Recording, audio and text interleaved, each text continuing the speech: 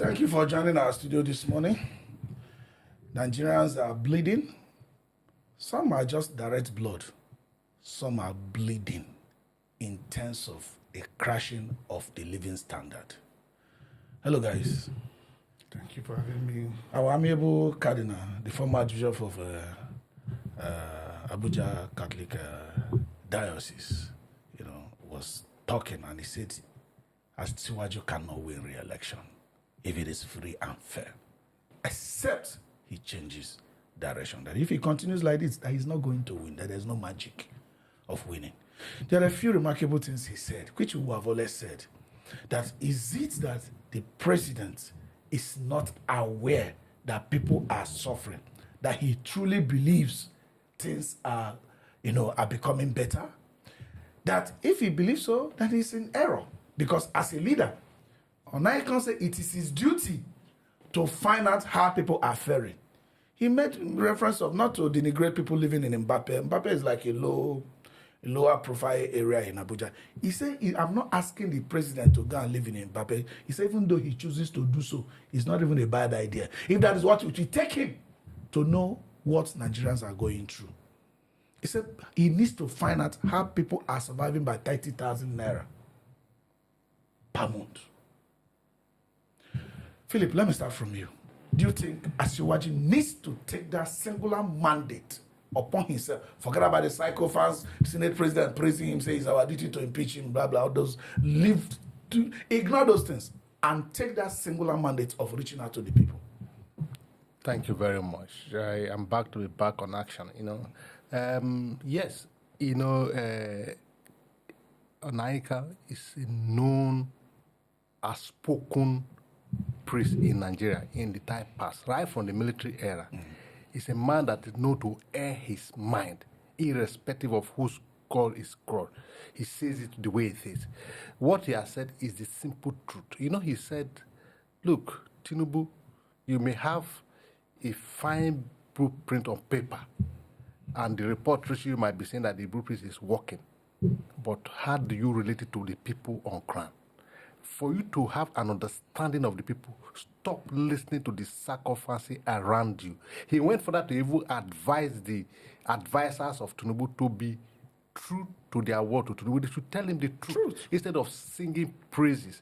He said, with the way the country is today, Tinubu cannot be elected from the street of Nigeria on a good day when there's free and fair election, except he has found another way of electing himself. But if, with the indices on ground, you go for election today, there's no way for you.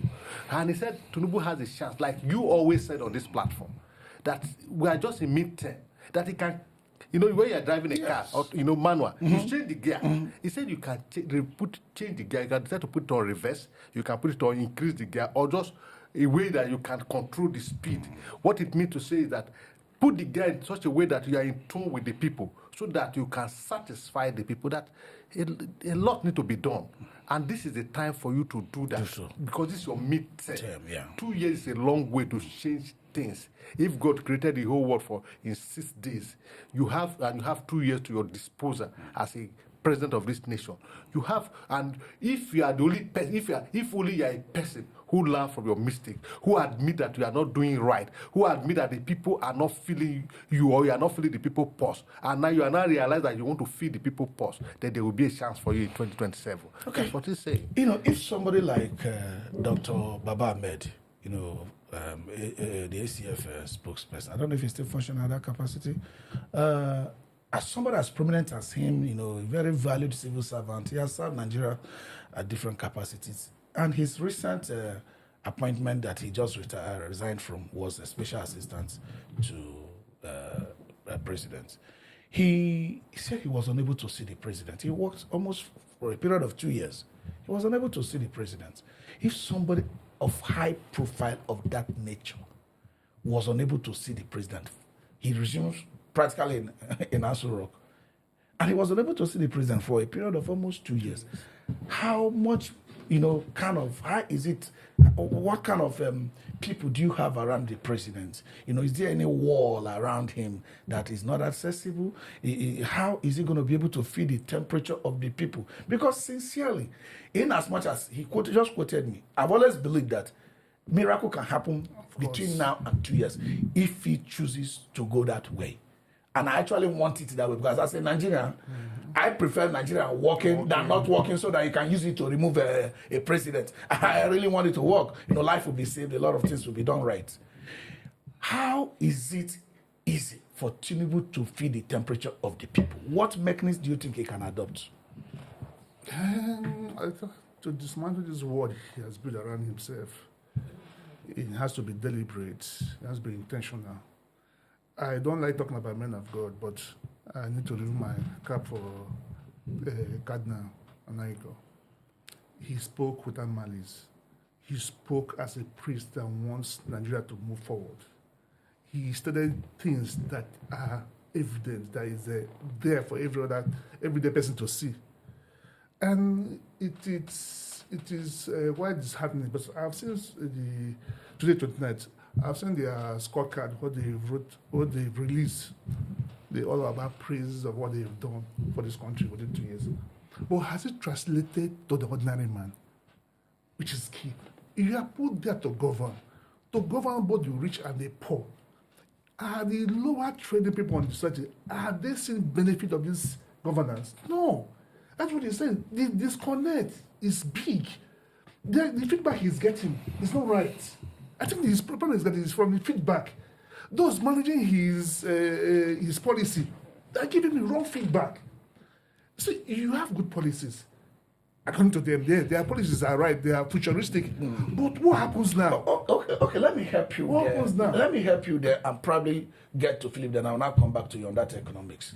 You see, just like Peter is pointing out, on paper, they are laying credit to some macroeconomic index, something like our foreign reserve increasing over time, but they are lacking the microeconomic mechanism. Because the day you remove subsidy in order to redirect and to make our states and federal government purse more sustainable, the day you increase the tariff of electricity, the day you increase the, communication and all that, the people started feeling it from day one. Why the money went into the purse of the federal government. The allocation to the state increased dramatically. A lot of those increased dramatically. The people paid the price. Now you are talking about reward for those prices that were paid. What do you call it? I mentioned it earlier, the foreign reserve increasing, yes. All those fitch rating increasing. Yes. Has the people, can you sing a song of winning? Can you sing a victory song when the same people that pay the price have not felt the benefits? You just said it all. It's a good thing because we're in Nigeria and we're adult. Take your mind back to Jonathan era when we have the biggest economy. Do they need to go to the street to sing their praises before we feel it?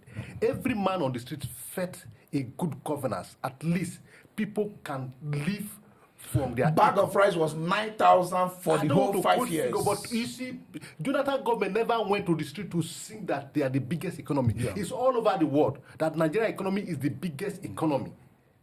Now you are claiming, like you said, you are claiming that, you have paid off loan and all of that.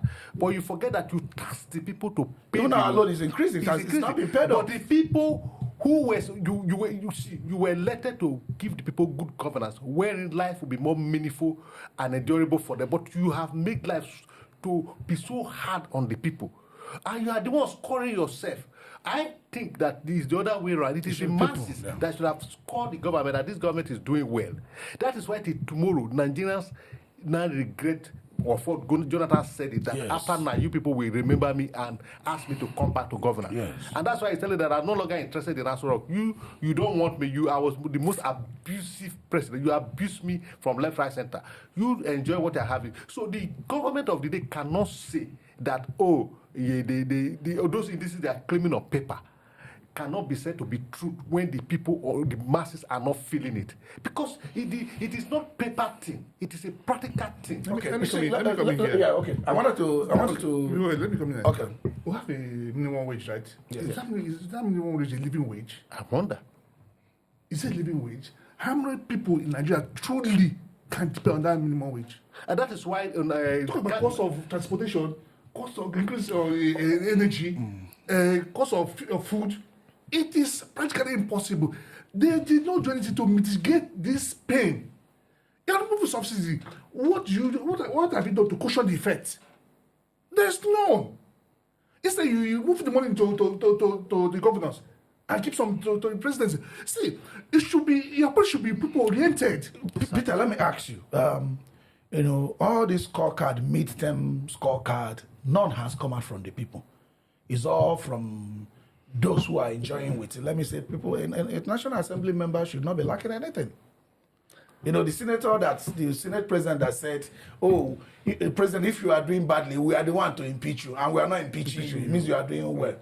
How can Akpabio discount the sufferings of Nigerians? How can Akpabio discount the fact that Nigerians are dying? Have you forgotten? Let's not even go directly into insecurity. Have you forgotten what he said about people who want to protest against hunger strike? What Akpabio said. Have you forgotten it? It's been reckless statement. He said that those who are hungry can go and protest, but we are here eating. Yeah. It's been a reckless statement. So that's the senior president you have. That's the kind of leader we're having in this country. Asiwaju himself, maybe I don't know, I hope he's not lost in wholesale politics. Because 2023 proved certain things and they might not allow certain things.